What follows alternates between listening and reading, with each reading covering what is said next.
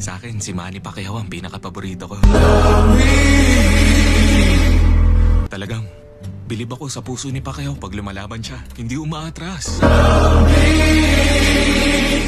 Ganun nga si Pacquiao, pero kahit ganun, si Mayweather pa rin na mas mapera. Pero tingin ko dahil kay Pacquiao, mas maraming bata ang nangarap na maging magaling na boxer. Kasama ako ron. Kuya, gusto kong maging ganong klase ng tao. Gusto kong maipakita na kung may alab ka at tibay na loob, kahit anong pangarap, kaya ko pa rin abutin. Ang hangin.